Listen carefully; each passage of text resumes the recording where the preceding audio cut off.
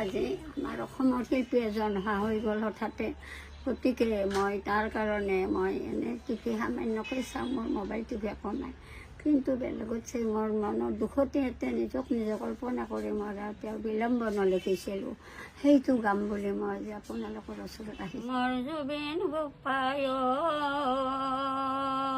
কলৈ গুচি গ'লা, পাঁচজন বন্ধুৰ তোমাক পলচিকৈ নিলা, মৰমৰ জুবিন বোপায়,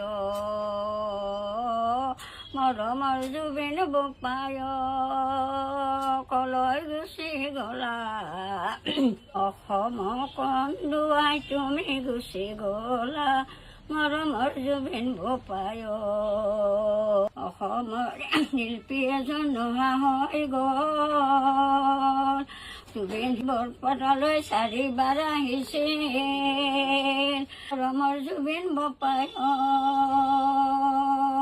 কলৈ গুচি গ'লা, অসম কন্দুৱাই তুমি গুচি গ'লা, মৰমৰ জুবিন বোপায়।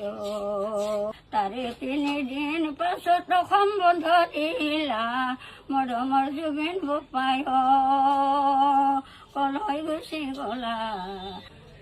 তেওঁলোকে চাকি বন্তি জ্বলাই আছোঁ আজি। কালিও পখলা গোহাঁইত গৈছোঁ, তেওঁৰ ফটো দেখি কান্দিছোঁ। আমাক ন্যায় লাগে, আমাক ন্যায় লাগে। আমি দুঃখিত হৈ আছো তেওঁৰ কাৰণে, হয় না? বৰপেটাকো আহি গৈছে 4 বাৰ, আহিয়ে কেনা এটা শুদ্ধনি লাগে, আহিয়ে কি জমক দি উঠে জাগা খাজা। আজি সেই মানুহ লুপ্ত হৈ গেল, আমাৰ আজি জাগা শূন্য হৈ গেল, আমাৰ পৃথিৱী আজি শূন্য, আমাৰ অসম শূন্য।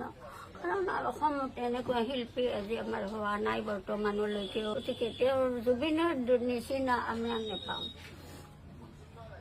হ'ব পাৰে গায়ক, মানুহ হ'ব পাৰে, তেওঁৰ দৰে গায়ক আমি দেখাই নাছিলো, সহায় কৰিছিল। কিন্তু আজি জুবিনৰ ঘৰ আধা বন্ধ হৈ থাকিল। তেওঁ যোৱাতে কৈ গৈছিল যে মই আহি এই ঘৰটোৰ কাম কৰিম, কিন্তু আজি জুবিনৰ কি অৱস্থা কৰিলে।